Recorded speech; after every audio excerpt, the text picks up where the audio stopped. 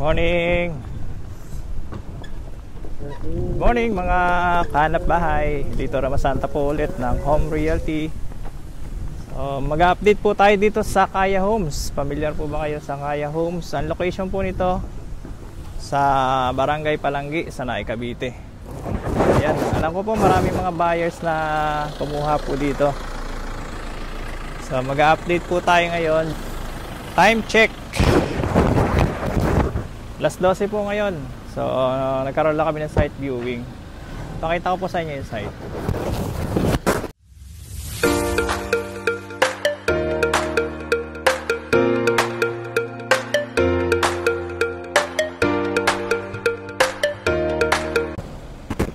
Yun nga po, nandito tayo sa Kaya Homes, developer by City Homes. Ayan po, makikita nyo, marami silang service dito. Location po nito sa Barangay Palanggi, sa Naik, Cavite. Ayan. So 3 years na rin po itong Kaya Homes. Kaya makikita nyo po, marami ng mga gawa talaga dito. So kung kayo po ay naghahanap ng mga RF o townhouse, ito na po yung pinakamurang townhouse dito sa Naik, Cavite. So 8,000 po yung monthly sa Pag-ibig. Ayan. So ayan po yung entrance, galing po ng Barangay Road. Makikita nyo, ayan yung entrance. So pagpasok nyo po, marami ng mga gawa dito. Zoom po natin ng konti. Ayan. So dito sa kabilang side, ayan, dami na pong RFO. So actually may mga nakatira na po dito sa Kaya Homes. So dito tayo sa phase pinakabungad.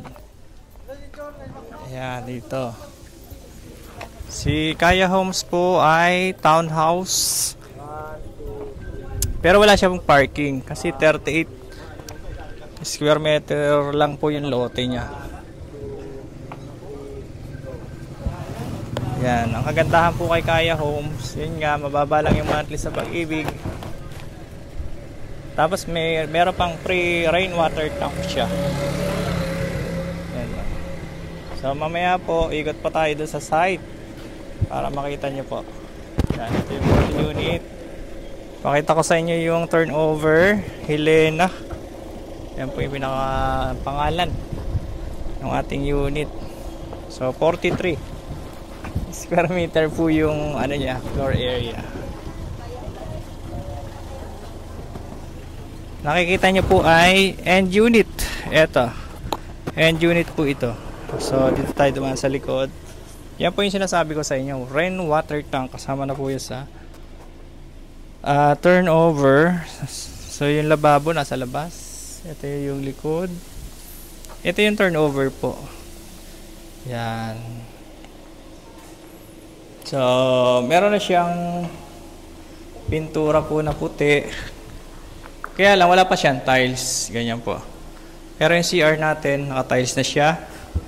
Half tiles, complete accessories, may shower na. Tapos ito yung hagdan. So open pa siya. Kayo na po yung bahalang magpalagay ng harang dito. So yung taas natin, ganyan po yung taas, open. Provision ng 2 bedrooms. Yan po. Pero may kesame na po ito. Ito yung site sa ngayon.